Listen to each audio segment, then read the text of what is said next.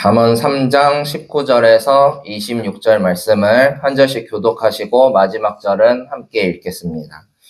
주님은 지혜로 땅의 기초를 놓으셨고 명철로 하늘을 펼쳐 놓으셨다. 그는 지식으로 깊은 물줄기를 터뜨리시고 구름에서 이슬이 내리게 하신다.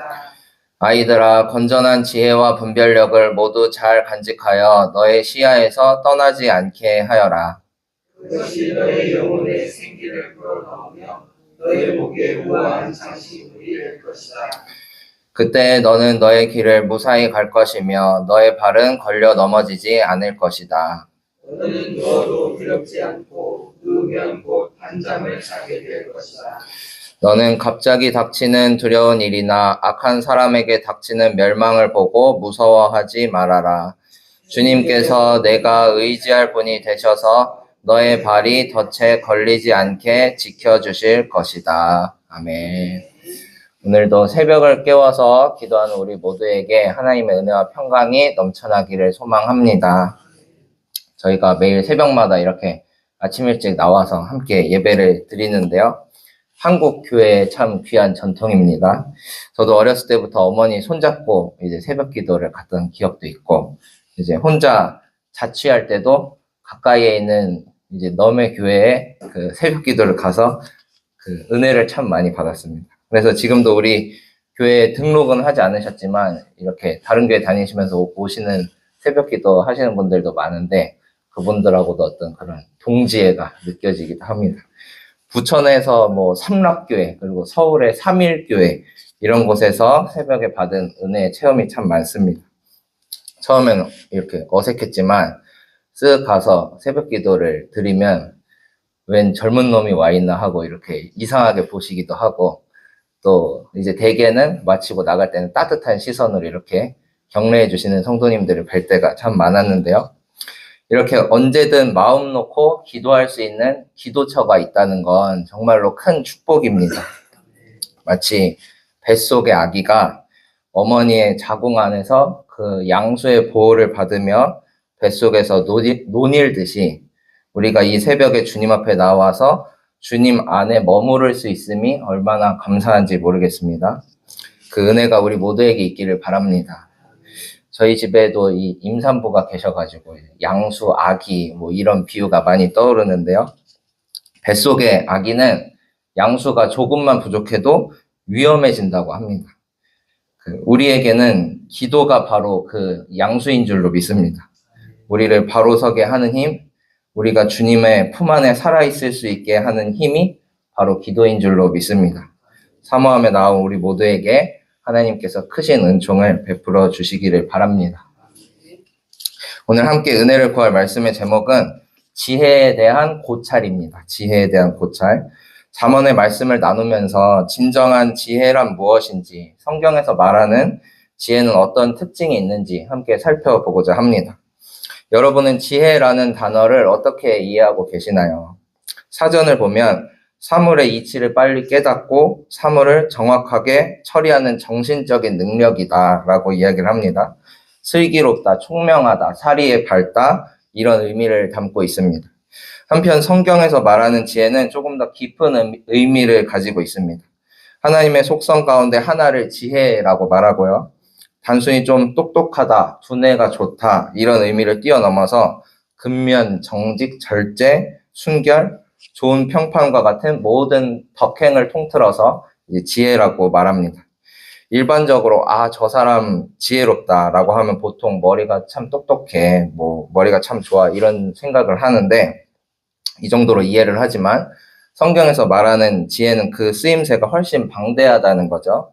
하나님을 향한 경건한 지혜, 하나님을 알고 믿는 지혜, 또한 세상의 학문을 연구하는 영역은 당연히 포함을 하고 거기에 플러스 하나님에 대한 지식과 믿음을 담고 있는 말이 바로 성경에서 말하는 지혜입니다. 뿐만 아니라 이 지혜는 궁극적으로는 한 분을 가리킵니다. 고린도전서 1장 30절에 보니까요, 이렇게 말합니다. 그러나 여러분은 하나님의 자녀로서 그리스도 예수 안에 있습니다. 그는 우리에게 하나님으로부터 오는 지혜가 되시며 의와 거룩함과 구원이 되셨습니다. 그는 우리에게 하나님으로부터 오는 지혜가 되시며, 이렇듯 성경에서 말하는 지혜는 내가 책 읽고 공부해서 얻어낸 지식이 아니라 하나님으로부터, 위로부터 오는 지혜를 뜻합니다. 그 지혜의 정점에는 누가 계시나요? 바로 예수 그리스도가 계십니다. 사람들은 지혜를 갈망하죠. 무엇이 진짜일까? 내가 지혜롭게 살려면 어떻게 해야 하지? 내 자식만큼은 지혜롭게 살았으면 좋겠다 하는 마음으로 뭐 김지혜, 이지혜, 서지혜, 한지혜 엄청나게 많습니다. 근데 그렇게 사람들은 지혜를 갈망하지만 세상 사람들은 지혜를 바로 알지 못합니다. 우리에게 주어진 궁극적인 지혜가 바로 이 성경, 하나님의 말씀 안에 담겨 있기 때문입니다. 그 지혜의 정점, 우리를 현명하게 만들어주고 이 삶을 풍요롭게 살아갈 수 있도록 뿐만 아니라 영원한 생명과 양식을 공급해주는 진정한 지혜는 바로 위로부터 오신 예수 그리스도이신 줄로 믿습니다. 고린도전서 1장 25절의 말씀입니다. 하나님의 어리석음이 사람의 지혜보다 더 지혜롭고 하나님의 약함이 사람의 강함보다 더 강합니다. 하나님은 온 세상을 창조하신 분이기 때문에 우리의 지혜, 우리의 강함을 감히 하나님과 비교할 수조차 없을 것입니다. 이렇듯 하나님의 어리석음은 사람의 지혜보다 더 지혜롭습니다. 하나님의 약함은 사람의 강함보다 더 강합니다. 오늘 본문 말씀을 한번 보시면 잠언 3장 19절에도 이렇게 말합니다. 주님은 지혜로 땅의 기초를 놓으셨고 명철로 하늘을 펼쳐 놓으셨다.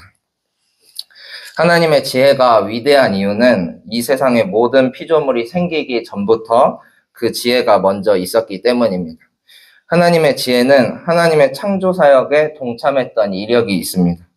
이 지혜에 대해 궁금하신 분들은 나중에 잠언 8장을 또 읽어보셔도 좋을 것 같은데요. 8장에서는 지혜가 자기 자신을 의인화해서 말합니다. 나 지혜는 말이야 하면서 나 이러이러하고 나 이것도 했고 저것도 했어 이런 식으로 잠언 8장에서는 지혜가 자기 자신을 의인화합니다. 이렇게 말하죠. 나 지혜는 주님께서 일을 시작하시던 그 태초에 주님께서 모든 것을 지으시기 전에 이미 주님께서는 나 지혜를 데리고 계셨다라고 말을 합니다. 이어서 끝에 가서는 이렇게 말합니다.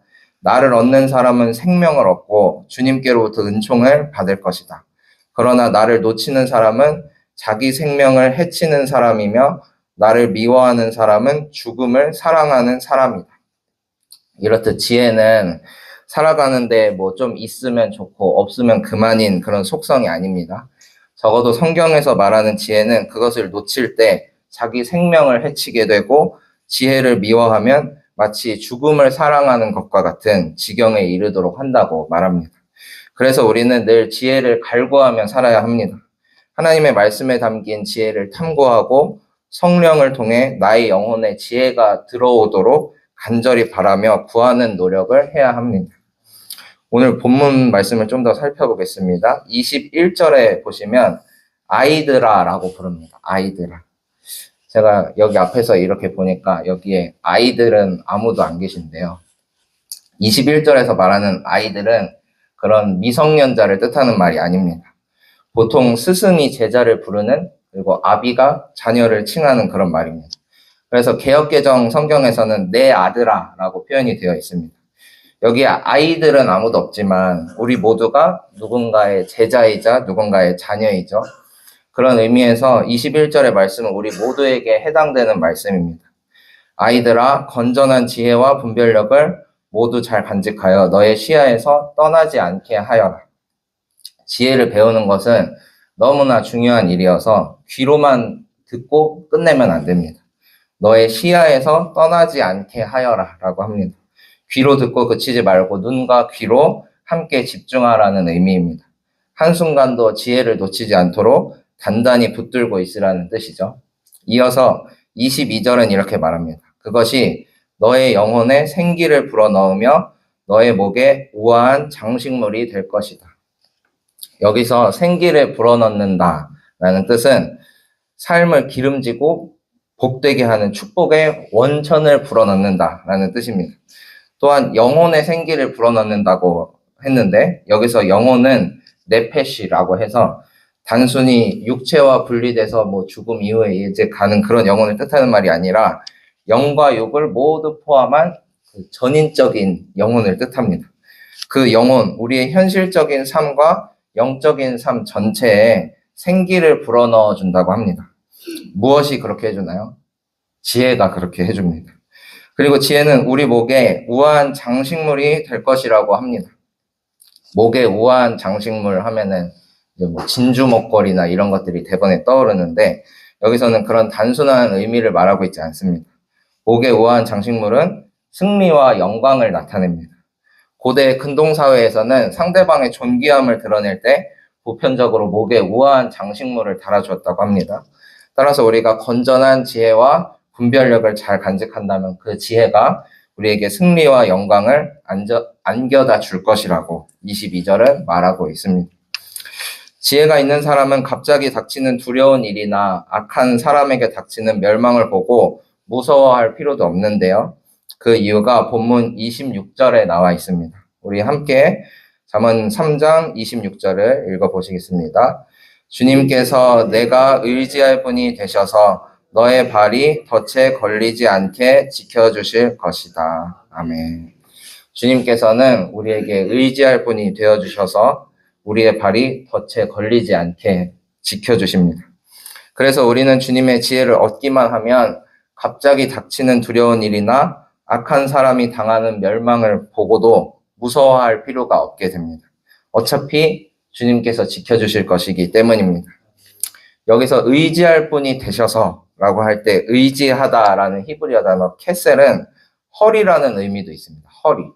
그래서 허리는 사람의 몸의 중심이 되죠. 즉 허리에 힘이 있어야 사람이 곧게 설 수 있듯이 주님께서 우리의 허리가 되어주신다는 뜻도 담고 있습니다.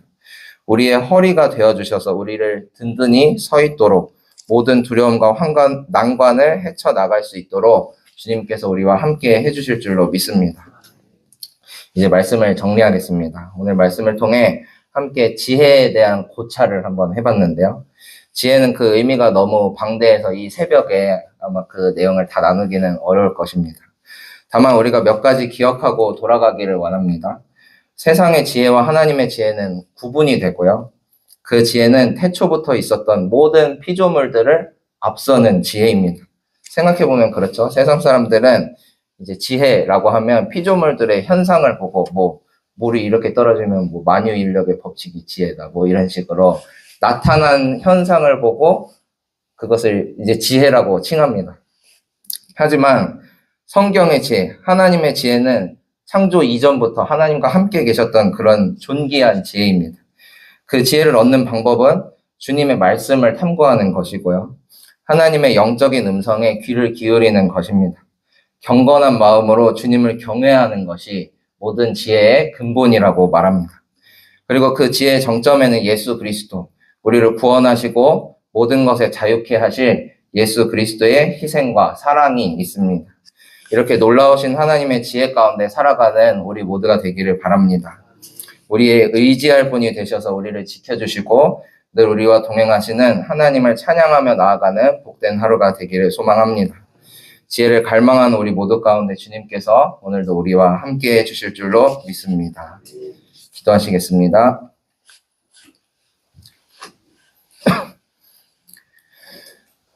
주님 감사합니다. 오늘도 복된 날 주시고 우리에게 기도처를 주셔서 자유롭게 예배하고 찬양하고 기도하게 하심에 감사드립니다. 감사를 잃어버리지 않게 하여 주시옵소서. 기도할 수 있음에 감사하고 눈을 들어 주의 말씀을 주목하게 하심에 감사하고 주님의 음성을 들으며 주님 곁에 살아가게 하심에 감사드립니다. 평생토록 주님을 찬양하고 경배하다가 주님 예비하신 그 천성에 들어가는 영광을 누리게 하여 주시옵소서. 우리의 모든 죄를 주님 앞에 내려놓습니다. 하나님보다 우선했던 모든 우상들을 내려놓습니다. 주님 용서하여 주시고 깨끗게 하여 주시옵소서. 하나님의 높으심을 찬양합니다. 모든 것 위에 계시고 모든 것 이전부터 계셨던 주님을 의지하며 나아가오니 주여 우리를 불쌍히 여겨 주시옵소서. 개인과 가정의 많은 기도 제목들을 가지고 주님 앞에 나와왔습니다. 무엇보다 주님의 지혜를 구합니다. 작은 것에 연연하지 않게 하여 주시고 모든 것을 주관하시는 주님만을 의지하게 하여 주시옵소서. 남모를 고통과 괴로움에 시달리는 영혼들도 많이 있습니다. 주여 그 영혼들도 한 분 한 분 찾아가 위로해 주시길 원합니다. 주님 안에서 모든 문제를 해결받게 하여 주시고 진정한 평안과 참 자유를 누리게 하여 주시옵소서. 오늘은 금요 기도회로 모입니다. 우리의 기도심지에 불을 붙이소서라는 주제로 전교인이 기도에 집중하는 시간입니다. 무엇보다 나태해진 우리 영혼에 경각심을 불러일으키는 시간 되게 하여 주시고 주님께서 붙여주시는 불에 활활 타오르는 영혼들이 되게 하여 주시옵소서. 주님을 향한 갈망, 여호와를 경외하는 마음, 하나님을 우리 삶의 최우선에 두는 기적이 일어나기를 원합니다. 주님 강구한 우리 교회 안팎의 모든 영혼들에게 임재하여 주셔서 함께하여 주시옵소서. 이제 하루를 시작합니다. 주께서 주신 이 하루 귀히 여기게 하여 주시고 주님과 동행하며 영광 돌리는 복된 날 되게 하여 주시옵소서. 이 시간 귀한 예물 주님 앞에 드린 손길이 있습니다. 주님께서 주신 모든 것의 일부를 구별하여 드립니다. 주님께서 받아주시고 선한 일에 사용하여 주시옵소서. 모든 것 주님께 맡겨드리며 살아계신 예수님의 이름으로 기도합니다. 아멘. 하늘에 계신 우리 아버지여, 이름이 거룩히 여김을 받으시오며 나라가 임하시오며 뜻이 하늘에서 이루어진 것 같이 땅에서도 이루어지이다. 오늘 우리에게 일용할 양식을 주시옵고 우리가 우리에게 죄 지은 자를 사하여 준 것 같이 우리 죄를 사하여 주시옵고 우리를 시험에 들게 하지 마시옵고 다만 악에서 구하시옵소서. 나라와 권세와 영광이 아버지께 영원히 있사옵나이다. 아멘.